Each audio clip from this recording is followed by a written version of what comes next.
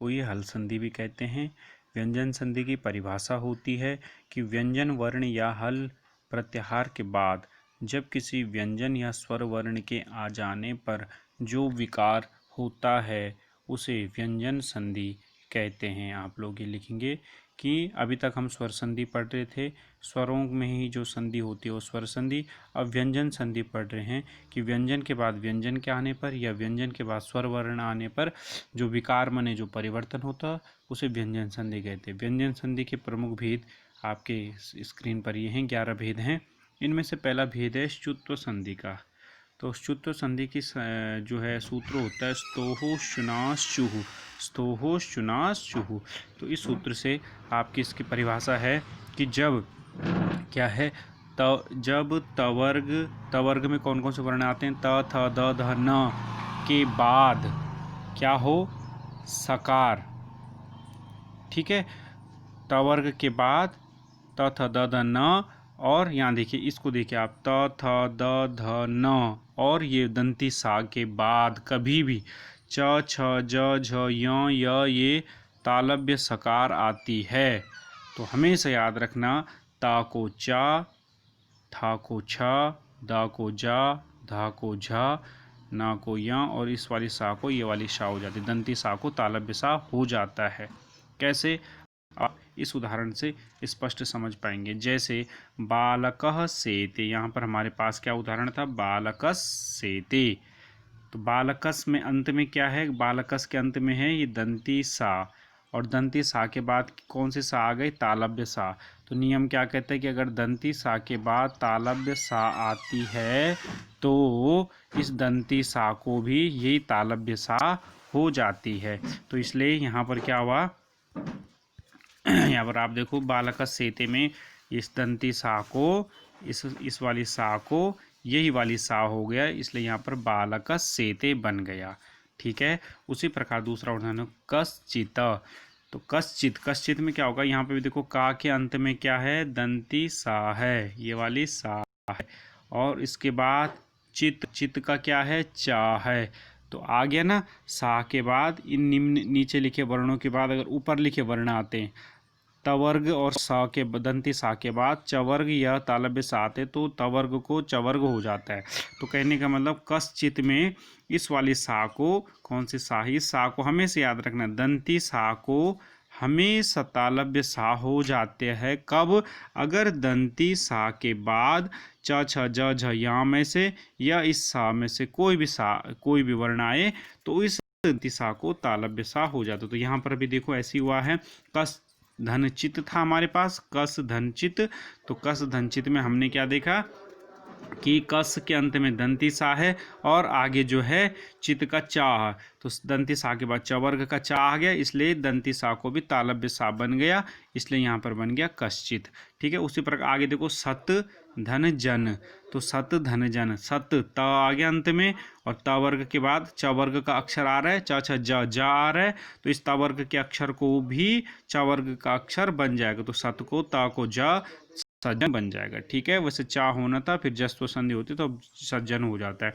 निश्छला, यहाँ पर देखो निश्छला, निश्छल में क्या हो रखा है, निस सा में निस का सा में क्या आ गया, दंती सकार आ गया, आगे च वर्ग का अक्षर आ रखा है छ, ये वाला छ आ रखा है, तो क्या हो जाएगा, इस दंती सा को मैंने बता रखा, दंती सा को हमेशा तालव्य सा हो जाता है। अगर इस दंती सा के बाद च छ ज झ या में से कोई भी आए या ये वाली सा आए तो इसको यही हो। तो यहाँ पे भी निस के बाद च वर्ग का अक्षर आ रखा है छल, छ, तो इसलिए इस सकार को भी, इस दंती सकार को क्या हो जाना है, ये तालव्य सकार हो जाना है, इसलिए यहाँ पर ही निश्चल रूप बना। उसी प्रकार सत धन चरित्रम, तो ता को चा वर्ग का अक्षर बन जाएगा, ता को भी चा हो जाएगा, सच्चरित्रम, इसलिए सच्चरित्रम। उसी प्रकार शत्रुन जयति, शत्रुन ना आ रहा है अंत में, ता वर्ग का अंतिम अक्षर आ रहा है।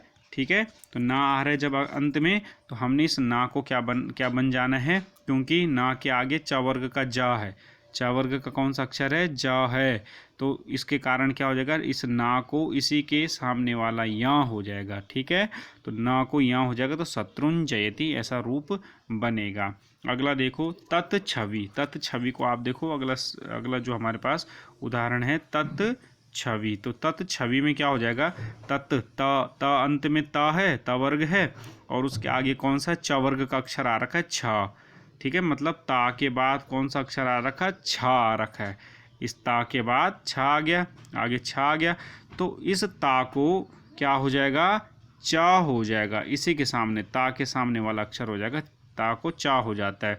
तो तच्छ छवि, तो ये क्या बन जाएगा यहाँ पर, तच्छवि, तच्छवि। ठीक है, ये बन जाएगा तच्छवि। अगला देखो, अगला उदाहरण है हमारे पास कि रामस सेते, क्या है, रामस सेते। तो रामस में सा है अंत में है, और आगे क्या आ गया, सेते का ये वाला सा आ गया। तो मैंने बता रखा अभी भी कि अभी हमने बताया था कि इस दंती सकार के बाद अगर तालव्य सकार आती तो दंती सकार को भी तालव्य सकार हो जाता, मैंने इस सा को भी यह सा हो जाएगी। तो यहाँ पे देखो रामस सेते में आगे बन गया रामस सेते, ये वाली सा हलंत है, मतलब आधी है, तो इसलिए यहाँ पर भी आधा सकार आया, तो ये रामस सेते रूप बना। अगला देखो, रामस चिनोती। अगला क्या है, रामस चिनोती। तो रामस चिनोती में रामस के अंत में ये दंती सा लग रखी है, आगे क्या है, चिनोती का चा है, ने इस सकार के बाद च वर्ग आ गया, तो इस सकार को क्या हो जाएगा, ये वाली सकार हो जाएगी, तालव्य सकार हो जाएगी। इसलिए यहाँ पर क्या रूप बना, मिला के देखो, रामस चिनोती, तो रामस चिनोती।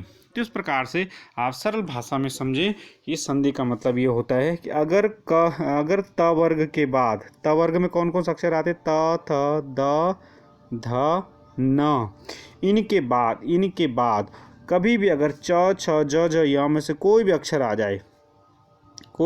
आ जाए, तो इन्हीं के सामने वाला हो जाएगा। ता को क्या हो जाएगा, चा, था को छ, दा को जा, धा को, ठीक है, तो इन्हीं के सामने वाला अक्षर हो जाता है, तो त वर्ग को च वर्ग हो जाता है, और इस दंती सकार को क्या हो जाएगा, दंती सकार को तालव्य सकार हो जाएगा। ठीक है, दंती सकार को क्या हो जाएगा, तालव्य सकार हो जाएगा। कब होगा, अगर दंती सकार के बाद च छ ज झ या ये तालव्य सकार में से कोई वर्ण आगे आता हो, तो इसको कहते हैं स्तुत्व संधि।